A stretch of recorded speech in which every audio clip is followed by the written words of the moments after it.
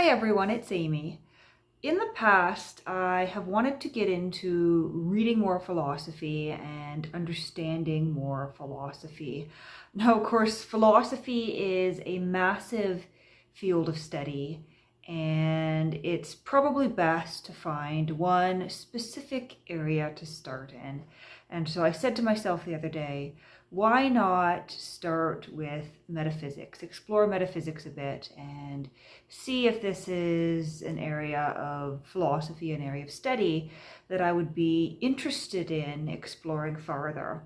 And so I picked up this little introductory volume to metaphysics. It's called A Very Short Introduction by Stephen Mumford.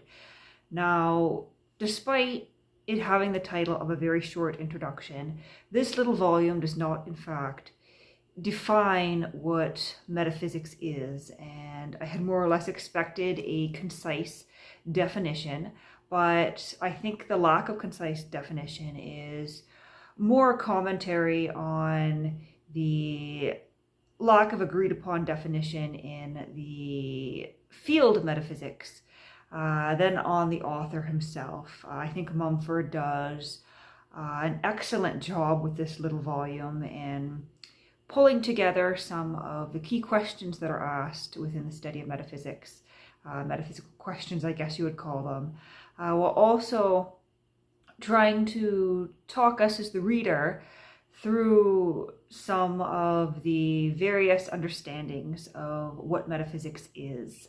So first off, Mumford explains that metaphysics is one of the four traditional branches of philosophy, which I was aware of before coming to this volume. I actually took a look briefly at those four branches and decided to start with metaphysics. In addition to metaphysics, you of course have ethics, logic, and epistemology. And he places metaphysics within those four traditional branches, but then lets us know that he's going to do things a little bit backwards. So chapter 10, the final chapter of this tiny little volume, is what you would expect to find at the start of the volume. It's titled, What is Metaphysics? And so he walks us through nine key questions that emerge in the study of metaphysics before actually trying to define it. And I quite enjoyed working through these questions. And these questions that he brings up, he doesn't try to give us a definitive answer to them. Rather, he presents us with some of the key and common arguments that have been made in response to these lines of inquiry.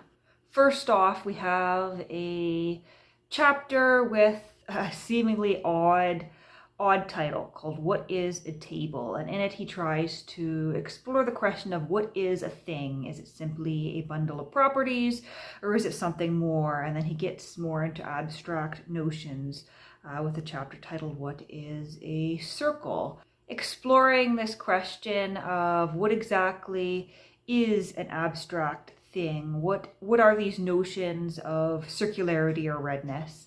And from there, he dives into the notion of the whole. Is a whole simply the sum of its parts, or does the whole exist as something separate from the sum of its parts?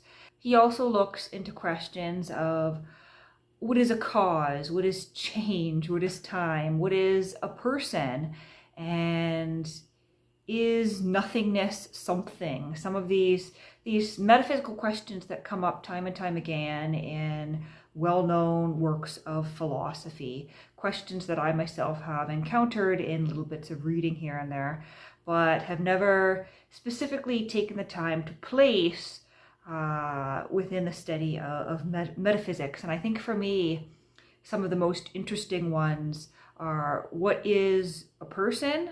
What is time? Time is something that I hadn't really thought too much about before, but the discussions in this little volume have piqued my interest enough that I might read more into that. And then, of course, the question is nothing something, which I think is something I'm going to want to read more about in the future too.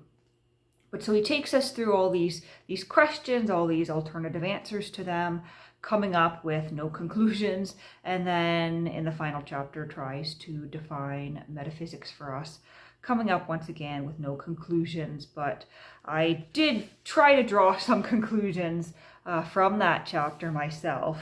And in my commonplace book here, these are my conclusions based on Mumford's assessment of metaphysics as to what we might possibly define metaphysics as. So of course it is a branch of philosophy, but that sort of is a relationary definition. But he talks about metaphysics as being the study of trying to understand the fundamental nature of reality. Now, of course, you might say that sounds an awful lot like science, but he discusses metaphysics as sort of going beyond science and being slightly more abstract than science, and being willing to generate theories and look for truth where there are perhaps no concrete observations to be made. These are things so abstract that you can't even begin to study them using a scientific method. Rather, metaphysics uses thought and reason to try to come to conclusions about these questions. And so that isn't really a definitive definition of metaphysics, but that is my understanding at this point. Now, when it comes to metaphysics, it is something I would like to study more. I can't really comment on whether this was a good introduction or not, seeing as I know so little about metaphysics and haven't read any other introductory works. But it is, I think, a good jumping off point for me, and I'm going to be purchasing and reading some other introductory works on metaphysics. Now, I do have a couple to get me started here, and these ones are pretty old. These ones I found for a very good price online, and it was actually rereading some of the student journals of Simone de Beauvoir when she was a philosophy student a couple of days ago that specifically led me to look for works by these authors. So de Beauvoir talks about reading Bergson on metaphysics. And I don't think this is specifically the title she read. I think she read something else by him. But out of curiosity, I went online to look at books and see if I was able to find anything by Henry Bergson on metaphysics, just to, in some ways, experience the perspective that she was coming from. And of course, when it comes to philosophy, I don't think you can really say that works get out of date. Reading older works simply allow you to add context to more contemporary works. And of course, with philosophy, some works never really go out of date. So we'll see whether this one does go out of date or not, or whether it's still as relevant as the day it was published. But this is an introduction to metaphysics by Henry Bergson, who was apparently a member of the Institute and professor of the College de France. This is translated by T.E. Hume. And this is quite an old work.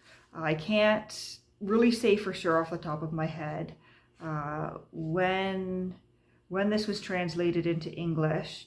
This edition is from 1912, but it looks like the original work was written in 1903. So when de Beauvoir came across Henry Bergson in the 1920s, he was already a well-established professor in metaphysics, which really explains why she was reading him. And I think it will be interesting for me to explore and see how his conception of the introduction of metaphysics compares to something published about 100 years later. I think this was published in 2012. And, just on a side note, there were some funny jokes in here that I don't think, well, they weren't intended to be jokes, but he makes a comment about the year 2020 and the 2020 Olympics when he's talking about possibility, mentioning that it seemed to him that it was a possibility that the 2020 Olympics would take place, but he couldn't say for sure. And I got a little bit of a laugh out of that, seeing as they didn't take place. And Of course, it was a possibility for them to take place according to the discussion here, but given events, they did not. But so I've got this one from 1903, and then I've got some Immanuel Kant as well, because he, of course, is a big name that pops up when you start talking about metaphysics. And so I have this slim little volume here, Kant's Principles of the Metaphysic of Ethics. I'm assuming this is also metaphysics. I mean, it also says ethics. We'll see what it is. As I said, I am new to metaphysics and pretty new to philosophy, so I am in some ways writing in blind. And this is a 1932 printing here, translated by Thomas Kingsmill Abbott, formerly Fellow of Trinity College, Dublin. And these were nice and inexpensive, and they also had the added bonus of shipping from a bookseller just over the border in Gatineau, Quebec. And so they arrived yesterday, and I had ordered them Sunday night, and so they came in about 48 hours, less than 48 hours actually, which was awesome, because now I have something new to dive into on the topic of metaphysics while I'm waiting for some other books that I ordered. But maybe just a little bit of discussion here about my background with philosophy. I don't have too much of a background. I've studied some of the big names in philosophy, like Plato and Aristotle and Descartes and Hume and whatnot, over the years in my formal studies and in my informal personal studies. In my formal studies, they mostly came in the form of classes on political theory, because I was a political science major in both undergrad and my master's. But I also studied a few philosophers in English classes, because I double majored in my undergrad in political science, but also in an English rhetoric and writing program. And so I had to take classes in classical and contemporary rhetoric. And so we dived into, Plato and Aristotle and a couple of other contemporaries of theirs, or should I say classical philosophers. I don't know if I could particularly call them contemporaries, but we dived into philosophers from the lens of rhetoric and of making a persuasive argument, which was quite interesting. And then, in my own personal studies, I've dipped into a few philosophers now and then, but I've never made an organized study of them. I've never done more than cherry pick here and there, and it has led, I think, to a very fragmented notion of philosophy, and to me, not really understanding much of anything. I have ideas and notions that I can pull from my mind here and there, but if you ask me to tell you about philosophy, I can't really do it. I couldn't, I don't think, hold a coherent conversation on much of anything related to philosophy. I have a jumble of disjointed facts in my head, but I really have no real understanding. And so that's sort of where I'm coming from here. I'm looking to develop an understanding of some of the key branches and key authors in philosophy. And if I want to sort of dive in and understand people like Hegel and people like Sartre, which are sort of the two key authors that I would like to read and understand, I think I need to cement my background, so to speak, by digging into some of these more foundational concepts, which is what I'm attempting to do here. And so I hope, if you're at all interested in philosophy at the moment, if you're at all interested in metaphysics, that you will join me for this journey here. And it's a little bit late at night here. It's just about 9 o'clock, and I don't have great lighting in my apartment. And so if throughout this video the lighting is a bit odd and the coloring is shifting, I apologize. I don't know if it's actually happening on the